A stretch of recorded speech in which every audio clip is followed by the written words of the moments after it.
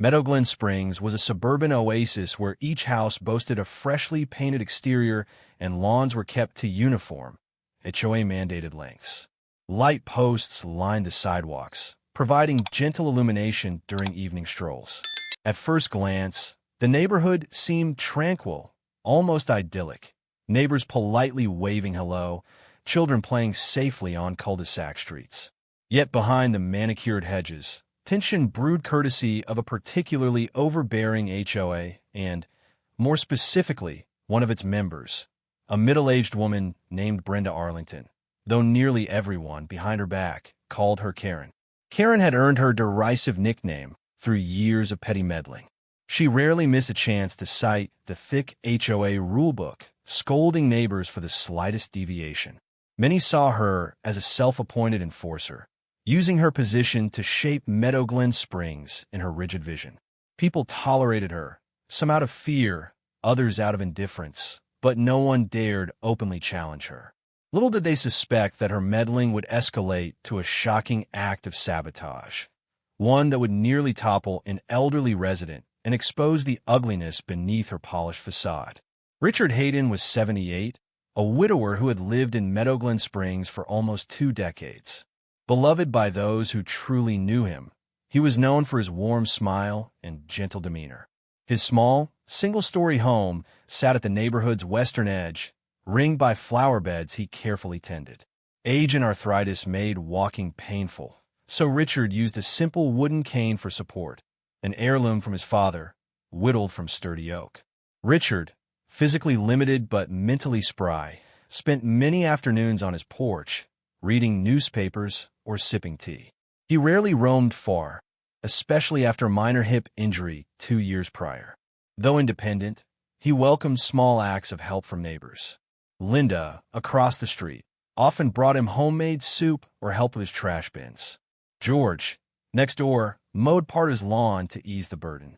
Richard appreciated such kindness, never imagining that a twisted mind in the HOA might target something as personal and necessary as his cane.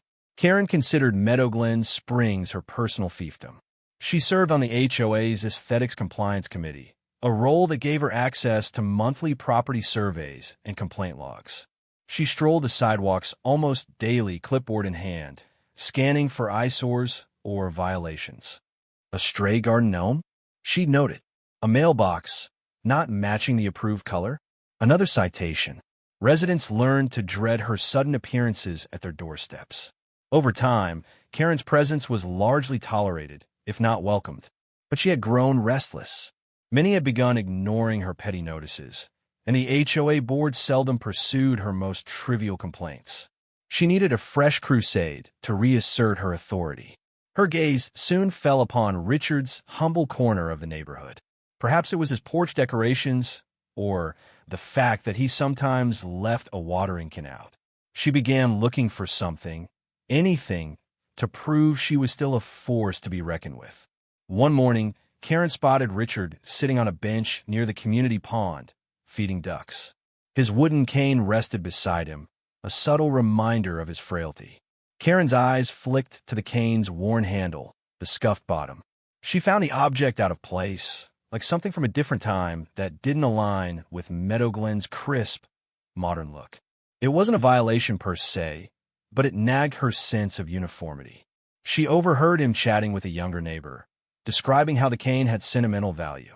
Karen scoffed, thinking, couldn't he buy a newer, more discreet cane? Why cling to that old stick? She convinced herself it marred the neighborhood's upscale aesthetic. Silly as it might sound, Karen's obsession with appearances now latched onto an old man's walking cane. As Karen's frustration with the HOA's inaction simmered, she latched onto the idea that Richard's cane might be a safety hazard or a visual eyesore. She drafted a letter to the board, describing how an outdated, splintery cane could pose liability issues if the owner fell in public spaces. The board politely thanked her for the concern, but indicated there was no rule about personal mobility aids. They wouldn't forcibly require him to replace it. Rebuffed again, Karen grew resentful. She believed the board had grown soft, ignoring her valid concerns. If they refused to rectify this cane problem, she might have to handle it. In her twisted mind, removing or discouraging Richard's reliance on the cane would maintain a more polished environment. She felt righteous, though her plan verged on cruelty. Richard often relaxed outdoors in late afternoon, watering geraniums or enjoying the breeze from his porch lounger. One particularly warm day, he set his cane beside the chair, resting it against a small table. Then he nodded off in the mild sunshine. Birds chirped in the distance, and a gentle hush filled the cul-de-sac. Karen, on her routine patrol, passed by. Spotting Richard dozing, his cane in plain sight, she felt a perverse jolt of opportunity. She tiptoed closer, verifying he was fast asleep. Then an idea began forming, something more extreme than she'd ever done before. She rationalized it as helping him let go of an ugly, unsafe cane. She rummaged in her purse, finding the small folding saw she sometimes carried to trim her rose bushes. A bizarre plan took hold. With a final glance at the sleeping Richard, Karen knelt by the cane. Carefully, she took out the saw and tested it against the wooden shaft. Her heart raced. Part of her recognized the moral line she was about to cross. Another part, fueled by self-justification, insisted it was necessary to protect the neighborhood's polished image. She began to saw just above the cane's midpoint, pressing lightly to avoid making noise. The blade bit into the wood. She paused, listening for any sign of Richard stirring. He seemed still, breathing softly. Quietly, she continued, cutting about halfway through the cane's thickness, leaving the outer layer intact so it wouldn't break immediately. Then, satisfied that a bit of pressure would cause it to snap, she pocketed her saw, wiped the dust, and stole away. A strange mix of triumph and guilt fluttered inside her, but she steadied herself with a single thought. He'll finally be forced to get rid of that old eyesore. Moments later, Richard stirred awake. Feeling a slight twinge in his hip, he decided to head inside. He reached for his cane, unaware of its hidden damage. With a groan, he shifted weight onto the stick. A sharp crack resounded, and the cane buckled. Richard lurched forward, nearly toppling. Only his free hand, clutching the porch railing, saved him from a hard fall. Alarmed, he gazed at the cane's splintered break. Confusion flooded him. He'd used this cane for years. It had never shown signs of weakness. Could the wood have rotted? He gently probed the break, discovering fresh saw marks. A cold dread arose in his chest. Someone had sabotaged his cane. Stunned, he eased himself into a chair, heart thumping. Who would do such a thing and why? Hearing the crack and Richard's startled exclamation, neighbor Linda hurried over. She found him trembling, clutching the broken pieces. He explained that it snapped unexpectedly, and he suspected foul play. Linda examined the cut, eyes widening at the deliberate sabotage. "We need to tell the HOA and maybe the police," she breathed. Richard, shaken, nodded. He dreaded conflict, but recognized the danger. Linda led him indoors, helped him sit, then phoned the HOA's main line. Mark, the HOA liaison, answered and was horrified to learn of an apparent sabotage. He promised to alert the board. Richard felt unsettled, struggling to comprehend who would target an old man's cane. Linda tried, comforting him. "You could have been seriously hurt," she said, voice trembling. The gravity of the sabotage sank in. By evening, word had spread through Meadowglen Springs that Richard's cane was deliberately cut. Shock and outrage rippled across the neighborhood. Many considered Richard one of the kindest, most harmless residents. Who could be so cruel to endanger his safety? Some neighbors suspected local vandals or bored teenagers. Others muttered about Karen's known obsession with visual uniformity. Though no one had proof, her name circulated in hushed conversations. Karen, meanwhile, feigned ignorance. She wrote the HOA board an email expressing concern for Mr. Hayden's welfare, cynically framing it as if she'd just learned of the incident. She implied the cane was old and likely unsafe. The board found her message suspiciously timed, but had no direct evidence linking her to the sabotage. Yet, the HOA board convened an emergency meeting. Thomas Blackwood, the president, declared the sabotage a serious offense.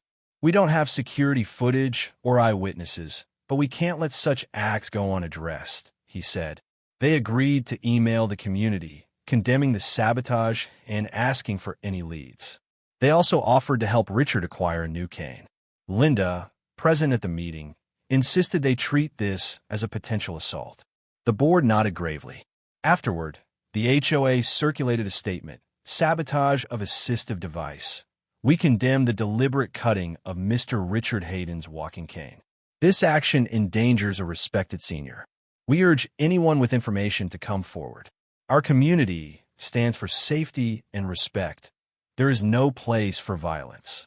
The statement triggered a wave of supportive emails for Richard. Though not officially accused, Karen sensed neighbors eyeing her warily. She overheard whispered remarks linking her to the sabotage. A creeping paranoia took hold, mixed with indignation. She felt scapegoated. Her mind scrambled for ways to deflect suspicion, perhaps pointing the finger at random teens or claiming the cane was rotting. She considered offering hollow sympathy to Richard, but worried it might look too contrived. In her private thoughts, Karen argued she'd only cut the cane to push him towards a new, more suitable device. He'd be better off without that ugly relic, she rationalized. Yet as condemnation poured in, she realized how monstrous her actions appeared. Pride prevented any admission of guilt. She dug in, telling herself she was the victim of misunderstandings. In the days after the sabotage, Richard found daily tasks more difficult without a reliable cane. He borrowed a spare metal walker from a neighbor, but it was cumbersome. Aching hips made even short walks a trial. Linda accompanied him to the grocery store, ensuring he didn't lose balance. Each time he left home, a twinge of fear lingered. What if someone tried again? He mulled over potential suspects, but felt baffled. He'd never harmed anyone. Why target him?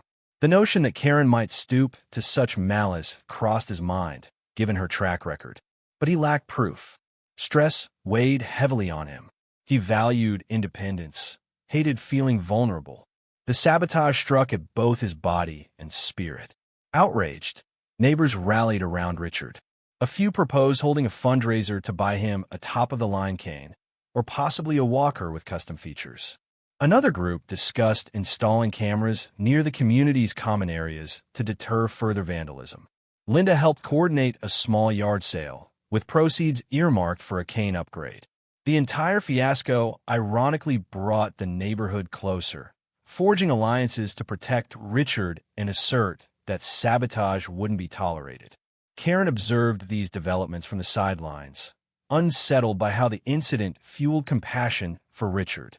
She also realized if additional evidence surfaced, suspicion might land squarely on her. She dreaded a confrontation with the HOA, but maintained her public stance that the cane was old and likely to break on its own. Yet few believed it was mere coincidence. A local handyman, Gus, who had some carpentry knowledge, inspected the broken cane. He confirmed it looked sawed through, not just an accidental crack. The cut was too clean and localized. Gus wrote a short statement for Richard, which they forwarded to the HOA and local authorities. This lent credence to the sabotage theory. The police briefly interviewed Richard, though they admitted lacking direct suspects or evidence.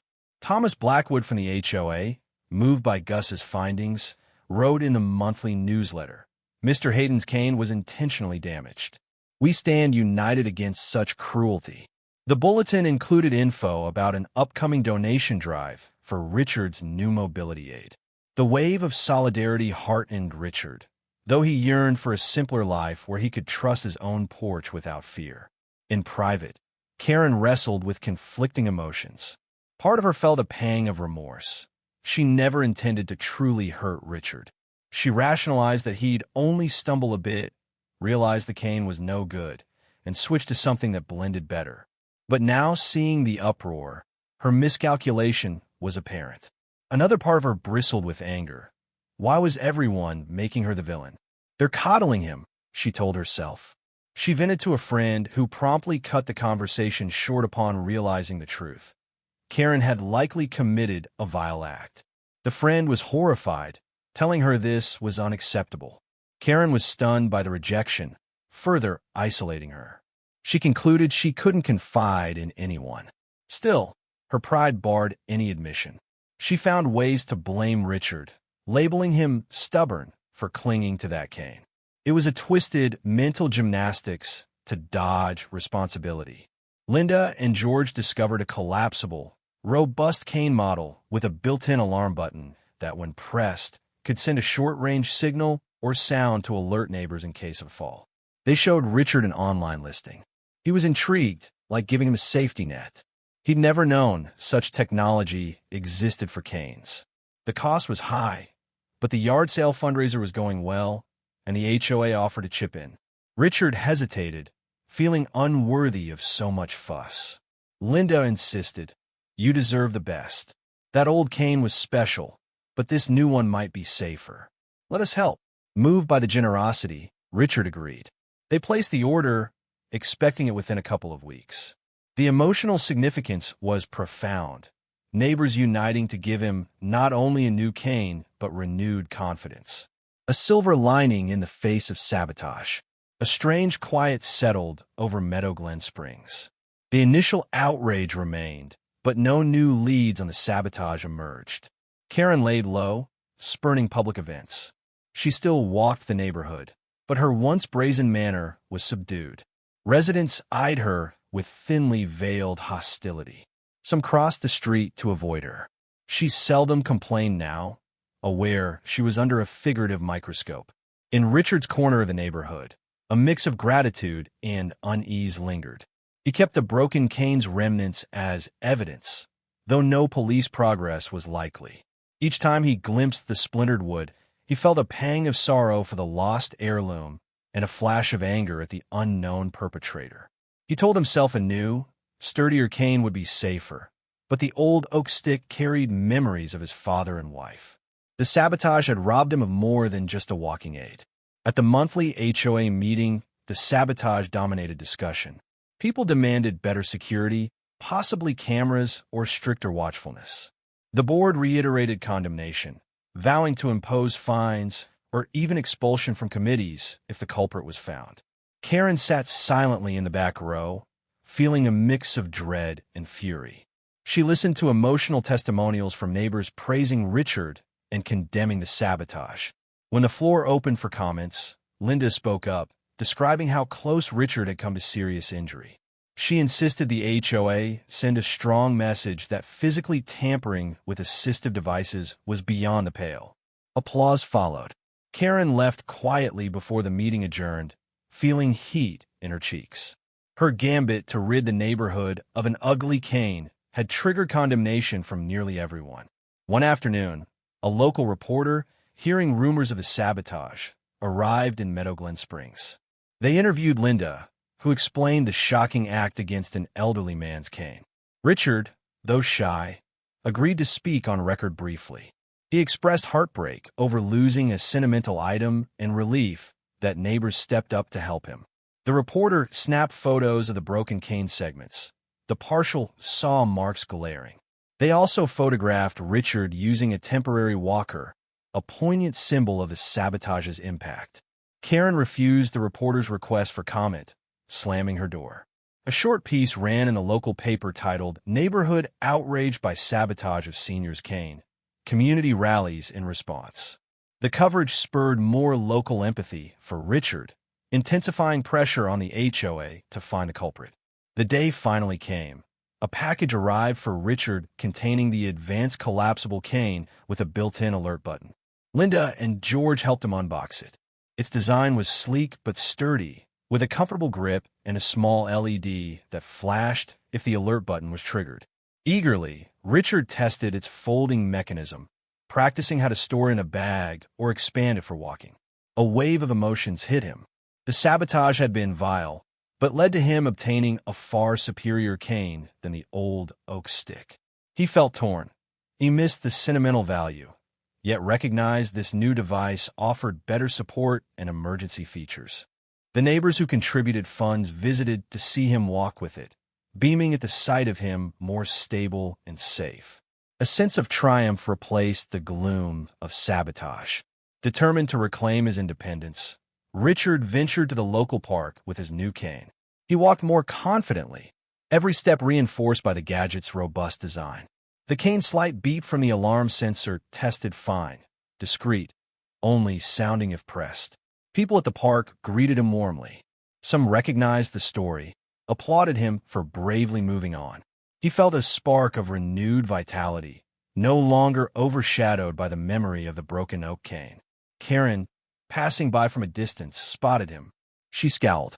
The device looked modern, definitely not blending into the old-fashioned aesthetic she prized. It was also evidently sturdy, far from an ugly stick. She realized the sabotage had ironically led to a more high-tech, noticeable mobility aid for Richard. In that moment, bitterness gnawed at her, a sense of complete backfire. Despite the sabotage's local prominence, the police investigation stalled without direct evidence or eyewitnesses. The short newspaper article had spurred some tips, but none panned out. The partial saw blade impressions on the cane offered no leads. People suspected Karen strongly, but speculation alone wasn't proof. The prosecutor's office showed little appetite for a complex case absent of conclusive facts. Linda, frustrated by the lack of legal recourse, considered a private detective or a reward for information. But Richard, weary, decided to let it go. "I can't live chasing a ghost," he told her. He had his new cane, the community support. Perhaps that had to be enough.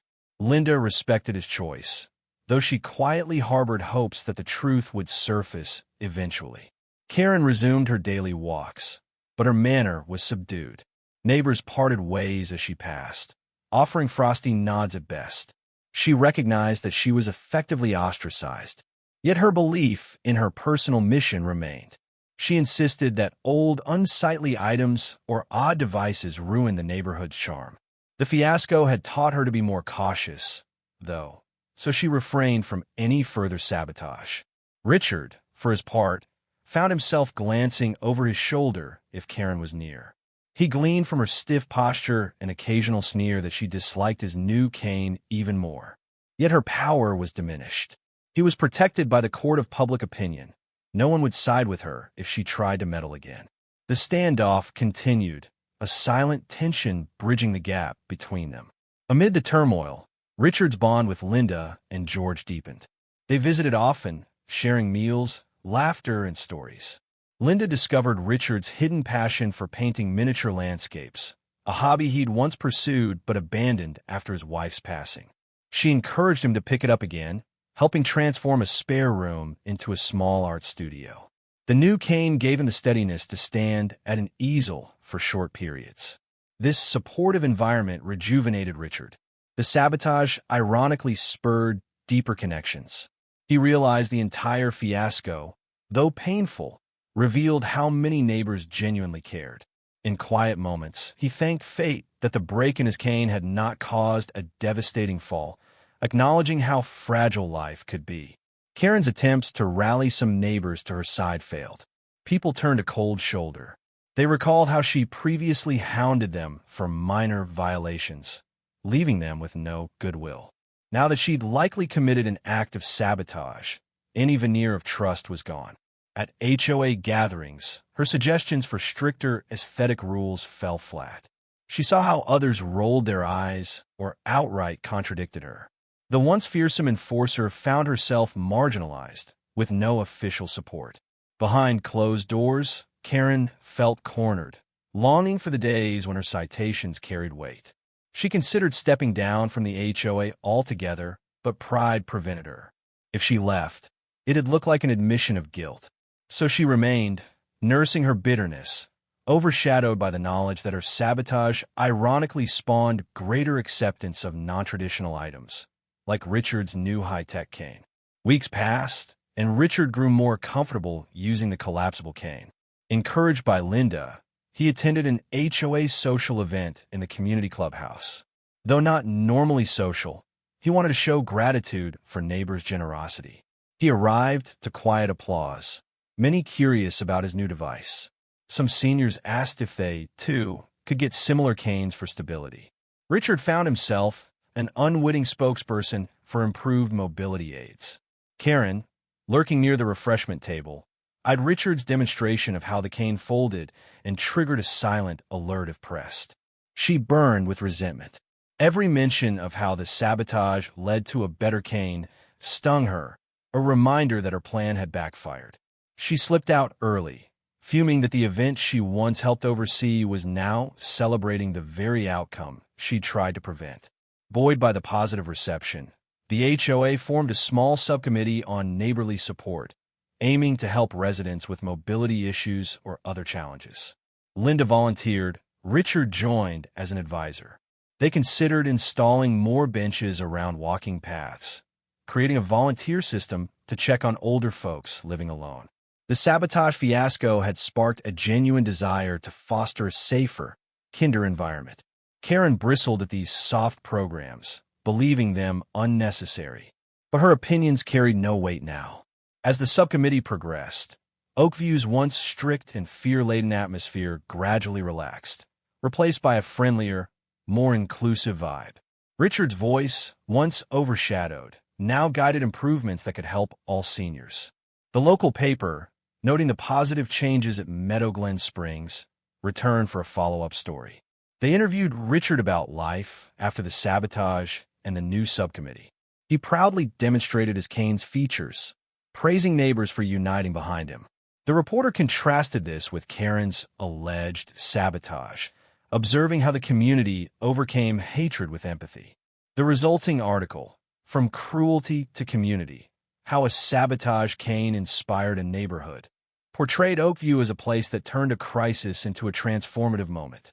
Karen was not named explicitly, but references to an overzealous HOA member left little doubt. The piece garnered local attention, further cementing the fiasco's role in shaping Oakview's identity shift. Amid the wave of positivity, Karen grappled with her conscience. Nighttime found her staring at the ceiling, remembering how close Richard came to serious harm.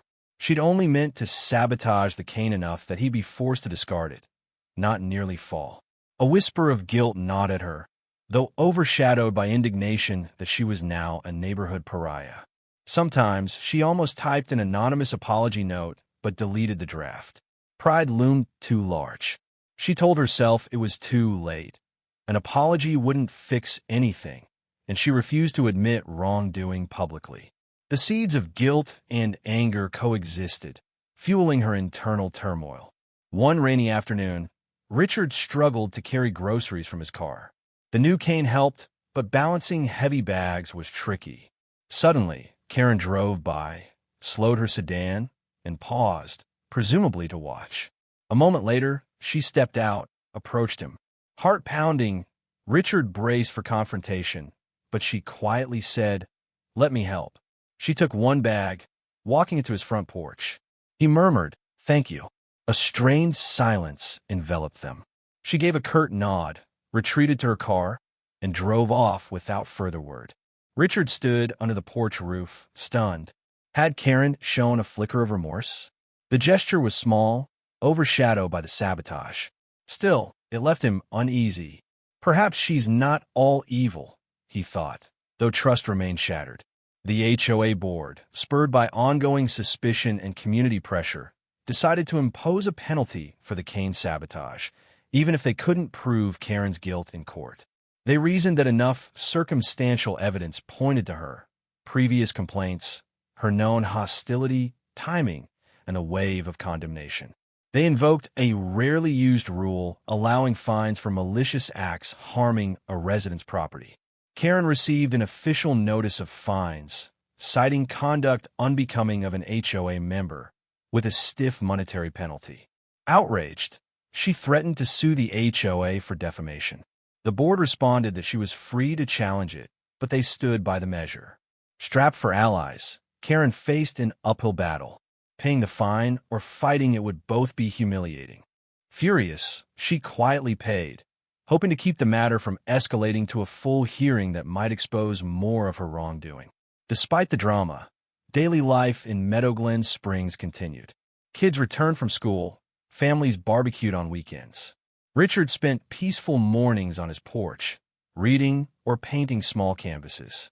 The new cane accompanied him everywhere, folded in the trunk when Linda drove him to appointments, upright on short walks around the neighborhood.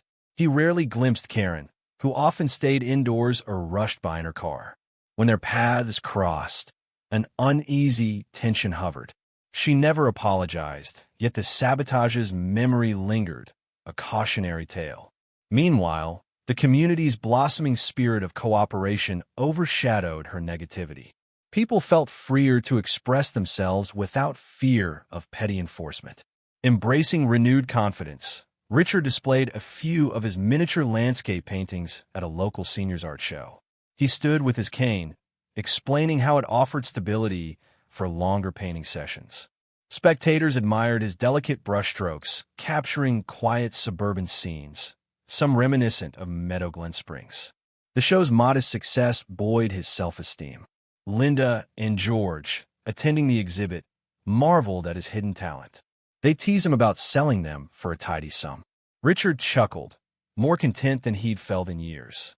He realized the sabotage ironically led him to adopt a more open, engaged approach to life. Freed from the old Kane's memory, he ventured into new hobbies, new connections. Despite Karen's suspected guilt, a small portion of the neighborhood still wondered if someone else could have sabotaged Richard's cane. No confessions emerged, no secret cameras caught the act. Yet the majority believed Karen was responsible, given her pattern of harassment. She lived under a cloud of suspicion. If she had indeed hoped to remain influential in the HOA, that hope was dead. Richard sometimes considered whether he wanted absolute proof. Some nights, the weight of not knowing pressed on him. But ultimately, seeing how the community rallied behind him, how the new Kane improved his quality of life, he decided not to dwell. "I can't change the past," he told Linda. "I can only move forward, with this sturdy new friend in my hand." Richard still kept the remnants of his father's oak cane in a corner of his home. One day, he gently sanded the broken edges, preserving them as a memento. He placed them on a small shelf near his living room window, next to photos of his wife and father. Though the sabotage had stolen its practical use, the cane's memory lived on. He told visitors how the sabotage ironically led to a safer, more advanced cane that gave him renewed independence. Painful, but also transformative. Occasionally, Linda found him gazing at that battered wood, tears in his eyes. She understood that for him, the sabotage had multiple layers of hurt: physical risk, emotional violation, and the symbolic destruction of a cherished heirloom. Yet she also saw how far he'd come, refusing to let bitterness consume him. Inside her house, Karen's mental state deteriorated. She hated being a pariah, disliked that the HOA board had turned on her. The fine she'd paid stung financially. She'd lost the unwavering sense of purpose that came from policing neighborhood aesthetics. Now, if she tried to lodge a complaint about a stray lawn ornament, the board gave her a polite brush-off, referencing her loss of credibility. Sporadically, she fumed that her sabotage was grossly overblown. Other times, she felt pangs of guilt imagining Richard's near fall. She lacked real friendships in Meadow Glen Springs, having spent years building only a facade of forced civility. The sabotage scandal was the final straw, severing any connection. She faced a bleak choice: move away or endure her self-imposed isolation. One crisp morning, Richard took a gentle walk along the creek path behind the neighborhood. The new cane performed beautifully on uneven ground. Rounding a bend, he unexpectedly encountered Karen. She seemed startled, nearly dropping her phone. They paused a few feet apart, the air tense with unspoken history. Karen's face tightened. Richard, unsure whether to speak, gave a polite nod. She said, voice trembling, "That's quite a fancy cane." Richard responded quietly, "Yes, it's sturdy and has an alert button. In case I fall." She nodded, eyes flicking to the ground. A flicker of regret crossed her features, but she said nothing else, turning away. The moment passed. Richard exhaled, continuing his walk, uncertain if he'd seen a hint of contrition or just awkwardness. Under renewed leadership, the HOA blossomed with fresh initiatives: a community garden, block parties, volunteer squads for seniors. This synergy overshadowed the old atmosphere of rigid policing. Residents embraced a spirit of neighborly support. They joked that the sabotage fiasco was a catalyst for positive change. Richard's presence at events, leaning on his advanced cane, symbolized resilience. Karen, though still living there, rarely participated. She occasionally posted negative remarks on the community forum, complaining about too many changes. The moderators often dismissed her comments as unwarranted negativity. Freed from her watchful eye, the neighborhood discovered a new, friendlier identity. For Richard, daily life felt safer now. He no longer flinched at sounds behind him, no longer worried about sabotage. If he saw Karen at a distance, he'd calmly continue his errands. The cane's alert button gave him confidence. Should another crisis arise, he wasn't alone. The consistent wave of empathy from neighbors reassured him that the sabotage was an anomaly, not the norm. He found it bittersweet. The old cane was gone, but in its place stood a premium, modern device that ironically exemplified Karen's undoing. If she'd never cut it, he might still rely on that antique stick, lacking the security features. Life's strange twists sometimes turned darkness into a faint silver lining. Time rolled on. Richard approached his 79th birthday. Linda organized a small surprise gathering with a neighborly support subcommittee. They decorated his porch with balloons, serving homemade pies. Gifts included a flexible reading lamp that attached to his cane for nighttime strolls. Just a whimsical add-on. Touched, Richard used sign language for a bit of comedic effect, joking about becoming a cyborg with a gadget-laden cane. Karen observed the mini celebration from across the street, silent behind her curtains. The sight of neighbors happily flocking to Richard, cherishing the device she'd tried to destroy, hammered home her irrelevance. Where once she commanded attention with rule citations, now no one sought her input. The sabotage fiasco had indeed turned the neighborhood's sentiment firmly against her. One day, Mark, an acquaintance from the HOA, spotted Karen at a local grocery store. She looked weary, rummaging through produce. Mark, initially wary, offered a polite hello. Karen, surprising him, asked if anyone had discovered the culprit who cut Richard's cane. Mark answered truthfully, "No direct evidence, but the community strongly suspects it was you." She stiffened, insisting she was innocent, but her eyes betrayed unease. He only shrugged, remarking that if she truly felt remorse, she should apologize directly. Karen scoffed, but looked rattled. She realized how ingrained the suspicion was. Any effort to protest her innocence now seemed hollow. Mark parted ways, leaving her alone with her guilt, groceries, and a simmering sense of defeat. Home alone that evening, Karen stared at the glow of the street lamps outside her window. She thought of the day she stealthily sawed Richard's cane. She recalled how gently he dozed, how malicious her action was in hindsight. She recognized she'd almost caused a catastrophic fall. An old man, powerless. Her stomach churned at the memory. Though she tried rationalizing it, deep down she knew it had been a cruel, selfish act. Tears pricked her eyes. She was lonely, friendless, paying a financial penalty. The man she'd harmed only grew stronger, embraced by supportive neighbors. She envied that camaraderie, but felt powerless to reclaim any goodwill. For the first time, a faint longing to atone flickered. Yet she also feared it was too late, her reputation irredeemably tarnished. The following week, Karen mustered the nerve to drop a small envelope at Richard's doorstep. Inside was a brief note. "I regret any misunderstanding regarding your cane. I hope your new device serves you well. Sincerely, Kay." She wrote no direct admission, but tried to convey some form of contrition. She left it anonymously, though her identity was obvious. When Richard found it, he read it with a furrowed brow. He recognized the half-apology's brevity, the lack of direct ownership. Still, it was something. He told Linda about it. She suggested it might be Karen's best attempt at an apology. Richard, with characteristic grace, decided to let it be. He wouldn't broadcast it to neighbors, nor would he cling to bitterness. The new cane gave him enough literal and metaphorical support to move forward. Eventually, the sabotage became a piece of Meadow Glen Springs lore, told to new residents as a cautionary tale about the extremes of HOA meddling. People pointed to Richard's advanced cane as the silver lining, the impetus for broader acceptance of personal adaptations.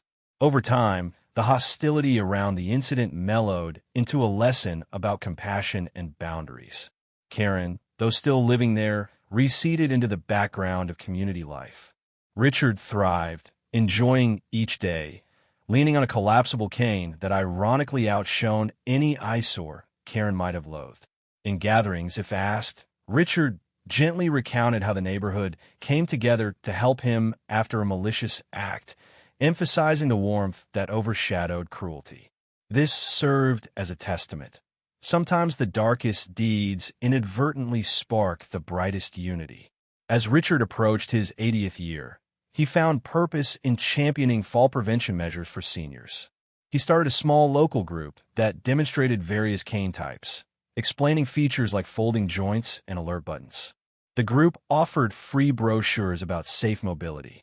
Nearby neighborhoods requested demonstrations, seeing Richard as a knowledgeable, empathetic figure.